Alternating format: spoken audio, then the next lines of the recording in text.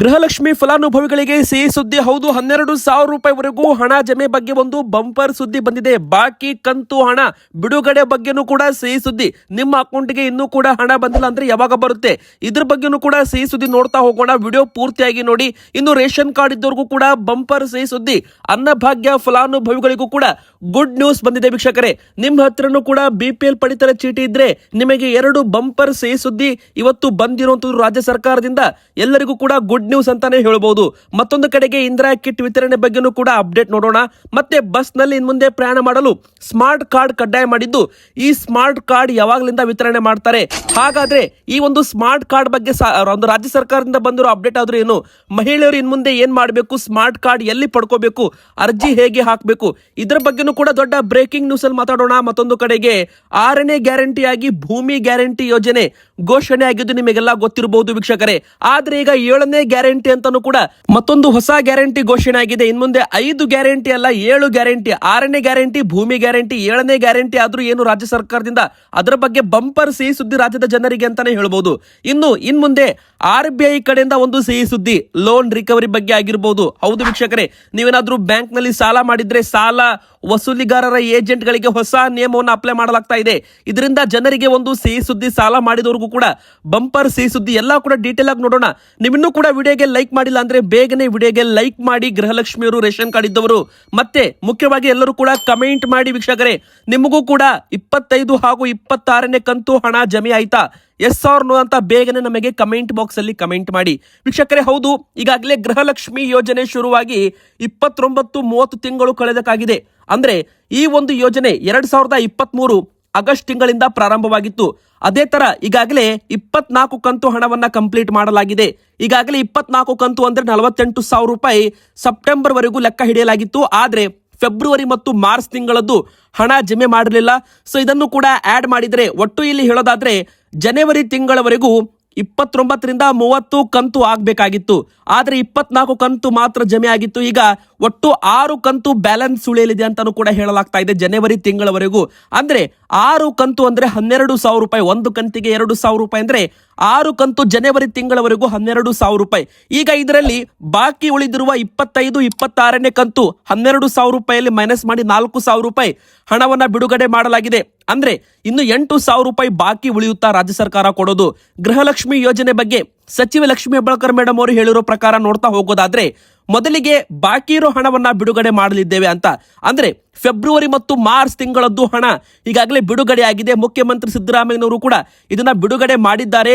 ನಾವು ಕೂಡ ಇದರಲ್ಲಿ ಎಲ್ಲ ಒಂದು ಪ್ರೊಸೀಜರ್ ಅನ್ನ ಕಂಪ್ಲೀಟ್ ಮಾಡಿದ್ದೇವೆ.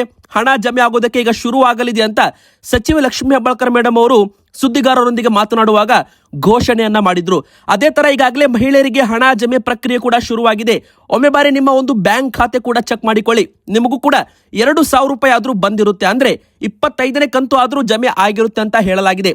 26ನೇ ಕಂತು ಕೂಡ ಇನ್ನು 1 ವಾರದ ಗ್ಯಾಪ್ ನಲ್ಲಿ ಅದು ಕೂಡ ಜಮೆ ಆಗುತ್ತೆ. ಎದಕ್ಕಂದ್ರೆ ಒಟ್ಟಿಗೆ 2 ಕಂತು ಹಣವನ್ನ ಬಿಡುಗಡೆ ಮಾಡಿದ್ದಾರೆ ವೀಕ್ಷಕರೇ.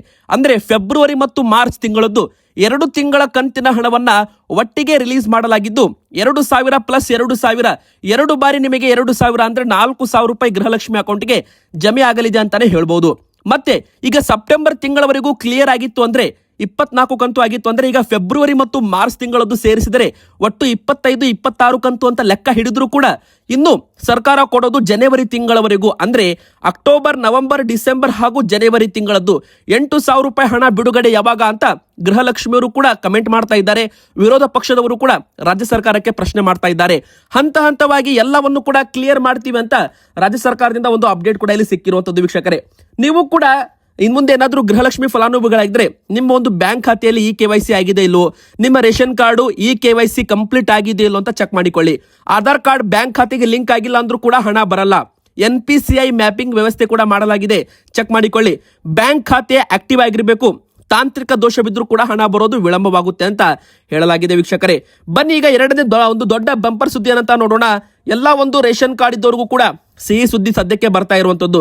ಹೌದು ವೀಕ್ಷಕರೇ, ಮೊದಲಿಗೆ ಎಲ್ಲ ಒಂದು ಅನ್ನಭಾಗ್ಯ ಫಲಾನುಭವಿಗಳಿಗೆ ಇಂದಿರಾ ಕಿಟ್ಟು ಯಾವಾಗಲಿಂದ ವಿತರಣೆ ಮಾಡ್ತಾರೆ ಅಂದ್ರೆ ಅಕ್ಕಿ ಜೊತೆಗೆ ಅಡುಗೆ ಎಣ್ಣೆ, ಉಪ್ಪು, ಸಕ್ಕರೆ, ತೊಗರಿ ಬೇಳೆ ಈ 4 ವಸ್ತುಗಳನ್ನ ಒಳಗೊಂಡ ಕಿಟ್ ಅನ್ನ ವಿತರಣೆ ಮಾಡ್ತೀವಿ ಅಂತ ಘೋಷಣೆ ಮಾಡಲಾಗಿತ್ತು.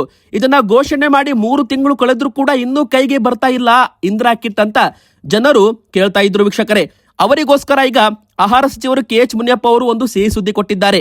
ಹೌದು, ಅದೇನಪ್ಪ ಅಂದ್ರೆ ಈಗ ಮಾರ್ಚ್ ತಿಂಗಳಲ್ಲಿ ಅಥವಾ ಫೆಬ್ರವರಿ ಕೊನೆ ವಾರದಿಂದಲೇ ಅಥವಾ ಮಾರ್ಚ್ ತಿಂಗಳ ಮೊದಲ ವಾರದಿಂದಲೇ ಇಂದಿರಾ ಕಿಟ್ ವಿತರಣೆ ಶುರುವಾಗಲಿದೆ. ಅಂದ್ರೆ ಒಂದು ಕುಟುಂಬಕ್ಕೆ ಒಂದು ಇಂದಿರಾ ಕಿಟ್ ಕೂಡ ನಿಮಗೆ ನ್ಯಾಯಬೆಲೆ ಅಂಗಡಿಯಲ್ಲಿ ಸಿಗುತ್ತೆ.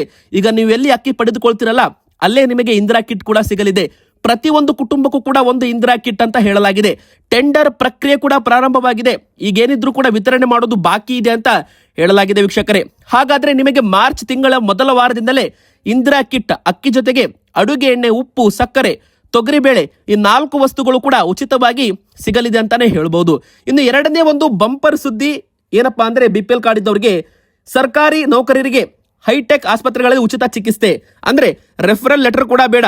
BPL ಕಾರ್ಡ್ದಾರರಿಗೆ ಮತ್ತು ಸರ್ಕಾರಿ ನೌಕರರಿಗೆ ಹೈಟೆಕ್ ಆಸ್ಪತ್ರೆಗಳಲ್ಲಿ ಉಚಿತವಾಗಿ ಚಿಕಿತ್ಸೆ ಕೊಡೋದಾಗಿ ಸರ್ಕಾರದಿಂದ ಘೋಷಣೆ ಆಗಿದೆ ಅಂತಾನೂ ಕೂಡ ಹೇಳಲಾಗ್ತಾ ಇದೆ.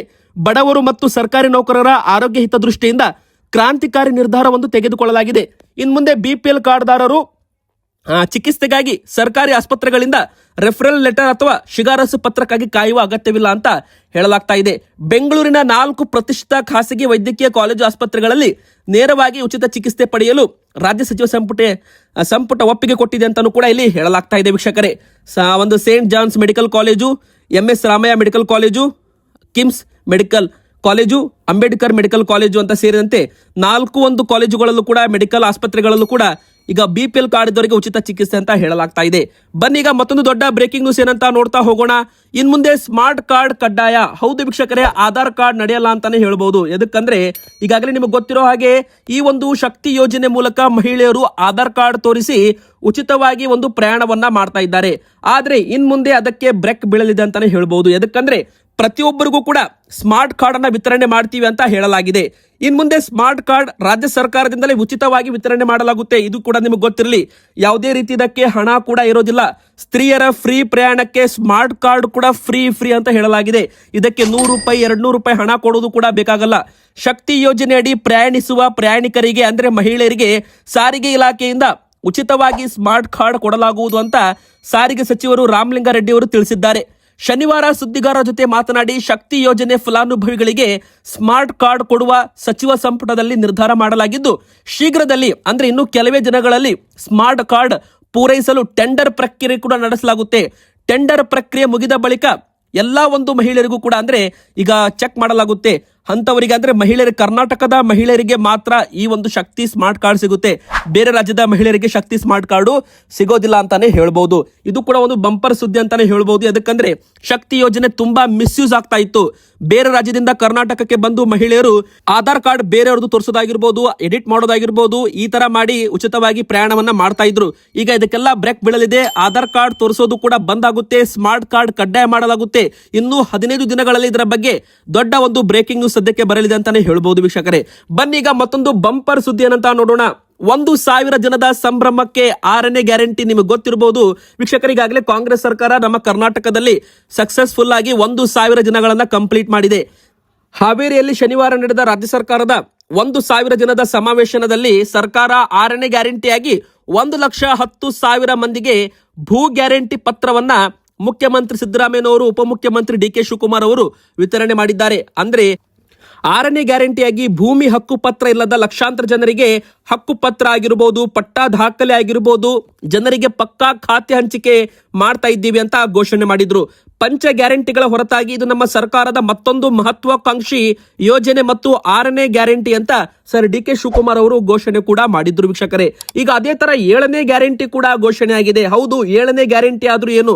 ಈ ಒಂದು 7ನೇ ಗ್ಯಾರಂಟಿಯಿಂದ ತುಂಬಾ ಜನರಿಗೆ ಒಂದು ಬಂಪರ್ ಸುದ್ದಿ, ಅದರಲ್ಲೂ ರೈತರಿಗೂ ಕೂಡ ಬಂಪರ್ ಸುದ್ದಿ ಅಂತಾನೆ ಹೇಳ್ಬಹುದು. ಎದಕ್ಕಂದ್ರೆ ಇನ್ ಮುಂದೆ ಕರ್ನಾಟಕದಲ್ಲಿ 5 ಗ್ಯಾರಂಟಿ ಅಲ್ಲ 7 ಗ್ಯಾರಂಟಿ. ಹಾಗಾದ್ರೆ 6ನೇ ಗ್ಯಾರಂಟಿ ಭೂಮಿ ಗ್ಯಾರಂಟಿ, 7ನೇ ಗ್ಯಾರಂಟಿ ಬಂದು ನೀರು ಅಂತ ಹೇಳಿದ್ದಾರೆ. ಹೌದು, ಮಹದಾಯಿ ಯೋಜನೆ, ಕೃಷ್ಣಾ, ಮೇಕೆದಾಟು ಸೇರಿದಂತೆ ಬೃಹತ್ ಯೋಜನೆಗಳನ್ನ ಅನುಷ್ಠಾನಗೊಳಿಸಲಾಗುತ್ತೆ. ಅಂತರ್ಜಲ ಹೆಚ್ಚಿಸಲಾಗುತ್ತೆ. ನಮ್ಮ ರಾಜ್ಯದ ಕೆರೆ ಕಟ್ಟೆಗಳನ್ನ ತುಂಬಿಸಲಾಗುತ್ತೆ. ರೈತರ ಹೊಲಗಳನ್ನ ನೀರಿನಿಂದ ಹಸಿರಾಗುವಂತೆ ಮಾಡಿಕೊಳ್ಳಲಾಗುತ್ತೆ. ರಾಜ್ಯದ ಪ್ರತಿಯೊಬ್ಬ ಪ್ರಜೆಗೂ ಶುದ್ಧ ಕುಡಿಯುವ ನೀರು ದೊರೆಯುವಂತೆ ಯೋಜನೆಯನ್ನ ರೂಪಿಸುತ್ತೇವೆ. ಇದು ನಮ್ಮ 7ನೇ ಗ್ಯಾರಂಟಿ ಅಂತ ಡಿಸಿಎಂ ಡಿ.ಕೆ. ಶಿವಕುಮಾರ್ ಅವರು ಘೋಷಣೆ ಮಾಡಿದ್ದಾರೆ. ಇದರ ಬಗ್ಗೆ ನಿಮ್ಮ ಅನಿಸಿಕೆ ಏನು ಅಂತ ಕಮೆಂಟ್ ಮಾಡಿ. ಬನ್ನಿ ವೀಕ್ಷಕರೀಗ ಮತ್ತೊಂದು ದೊಡ್ಡ ಬ್ರೇಕಿಂಗ್ ನ್ಯೂಸ್ ಏನಂತ ನೋಡೋಣ. ಇನ್ ಮುಂದೆ ಲೋನ್ ರಿಕವರಿ ಏಜೆಂಟ್ ಗಳಿಗೂ ಕೂಡ ಹೊಸ ಒಂದು ನಿಯಮ ಅಂತ ಹೇಳಲಾಗಿದೆ. ನೀವು ಕೂಡ ಏನಾದ್ರೂ ಬ್ಯಾಂಕ್ ನಲ್ಲಿ ಸಾಲ ಮಾಡಿದ್ರೆ ನಿಮಗೆ ಒಂದು ಬಂಪರ್ ಸುದ್ದಿ ಅಂತ ಹೇಳ್ಬಹುದು. ಸಾಲ ವಸೂಲಾತಿಗೆ ರಿಸರ್ವ್ ಬ್ಯಾಂಕ್ ನಿಂದ ಹೊಸ ನಿಯಮಗಳನ್ನ ಜಾರಿ ಮಾಡಲಾಗ್ತಾ ಇದೆ. ಅಂದ್ರೆ ಖಾಸಗಿ ಹಣಕಾಸು ಸಂಸ್ಥೆಗಳು ಹೆಚ್ಚಿನ ಬಡ್ಡಿಗೆ ಸಾಲ ನೀಡಿ ನಂತರ ಸಾಲಗಾರರಿಗೆ ಕಿರುಕುಳ ನೀಡೋ ಪ್ರಕರಣಗಳು ಹೆಚ್ಚಾಗಿ ಸುದ್ದಿಯಾಗಿದ್ದು, ಅದರಲ್ಲೂ ಗ್ರಾಮೀಣ ಭಾಗದ ರೈತರು ಸಾಲ ಮರುಪಾವತಿ ಮಾಡಲು ಆಗದೆ ಹಣಕಾಸು ಸಂಸ್ಥೆಗಳ ಕಿರುಕುಳಕ್ಕೆ ಹೆದರಿ ಆತ್ಮಹತ್ಯೆ ಮಾಡಿಕೊಂಡ ಪ್ರಕರಣಗಳು ಕೂಡ ಕೇಳಿ ಬಂದಿವೆ. ಸಾಲ ವಸೂಲಾತಿಗೆ ರಿಸರ್ವ್ ಬ್ಯಾಂಕ್ ಈಗ ಕಠಿಣ ನಿಯಮಗಳನ್ನು ರೂಪಿಸಿದೆ. ಹೊಸ ನಿಯಮಗಳಲ್ಲಿ ಏನಿದೆ, ಸಾಲಗಾರರಿಗೆ ಬೆಳಿಗ್ಗೆ 8 ರಿಂದ ಸಂಜೆ 7 ಗಂಟೆವರೆಗೂ ಮಾತ್ರ ಸಾಲ ವಸೂಲಾಗಿ ಕರೆ ಮಾಡಬೇಕು. ಅಂದ್ರೆ ಸಾಲ ವಸೂಲಿಗೆ ಸಂಜೆ 7 ಗಂಟೆವರೆಗೂ ಮಾತ್ರ ಕರೆ ಮಾಡಬೇಕು. ಸಂಜೆ 7 ಗಂಟೆ ನಂತರ ಕರೆ ಮಾಡುವ ಹಾಗಿಲ್ಲ. ಸಾಲ ಪಡೆದವರಿಗೆ ಅವಾಚ್ಯ ಶಬ್ದಗಳಿಂದ ನಿಂದಿಸುವ ಹಾಗಿಲ್ಲ. ಮನಸ್ಸಿಗೆ ಬಂದ ಹಾಗೆ ಕೆಟ್ಟ ಪದಗಳಿರೋ ಸಂದೇಶಗಳನ್ನ ಕಳಿಸುವಂತಿಲ್ಲ ಅಂತ, ಬೆದರಿಕೆ ಹಾಕುವಂತಿಲ್ಲ ಅಂತ RBI ಒಂದು ನಿಯಮವನ್ನ ಜಾರಿ ತರ್ತಾ ಇದೆ. ಸಾಲಗಾರರ ಮನೆಯಲ್ಲಿ ಮದುವೆ ಇದ್ರೆ, ಸಮಾರಂಭಗಳು ನಡೀತಾ ಇದ್ರೆ, ಅವರ ಮನೆಯಲ್ಲಿ ಯಾರಾದ್ರೂ ಮೃತಪಟ್ಟಿದ್ದಾಗ ಸೇರಿದಾಗ ವಿವಿಧ ಸಂದರ್ಭಗಳಲ್ಲಿ ತೆರಳಿ ಸಾಲ ಮರುಪಾವತಿಗೆ ಆಗ್ರಹಿಸುವಂತಿಲ್ಲ. ಸಾಲಗಾರರ ಮನೆಗೆ ವಸೂಲಿ ಸಿಬ್ಬಂದಿ ತೆರಳಿ ಸಾಲ ಕೇಳಬಹುದು. ಆದ್ರೆ ಸಾಲಗಾರನ ಸಂಬಂಧಿಕರ ಮನೆಗೆ ತೆರಳುವುದು, ಅವರಿಗೆ ಸಾಲದ ವಿಷಯ ತಿಳಿಸುವಂತಿಲ್ಲ ಅಂತ ಸೇರಿದಂತೆ ಈ ತರ ಒಂದು ನಿಯಮಗಳನ್ನ ಜಾರಿಗೆ ತಂದಿದ್ದು, ಇದು ಸಾಲ ಮಾಡಿದವರಿಗೆ ಒಂದು ಸಿಹಿ ಸುದ್ದಿ ಅಂತಾನೆ ಹೇಳ್ಬಹುದು. ವೀಕ್ಷಕರೇ, ಇವತ್ತಿಗೆ ಇಷ್ಟ ಆಗಿತ್ತು. ವಿಡಿಯೋ ಇಷ್ಟ ಆದ್ರೆ ವಿಡಿಯೋಗೆ ಲೈಕ್ ಮಾಡಿ, ನಮ್ಮ ಚಾನಲ್ಗೆ ಸಬ್ಸ್ಕ್ರೈಬ್ ಆಗಿ. ನಿಮ್ಮ ಅನಿಸಿಕೆ ಏನೇ ಇದ್ರೂ ಕೂಡ ಬೇಗನೆ ಕಮೆಂಟ್ ಬಾಕ್ಸ್ ಅಲ್ಲಿ ಕಮೆಂಟ್ ಮಾಡಿ.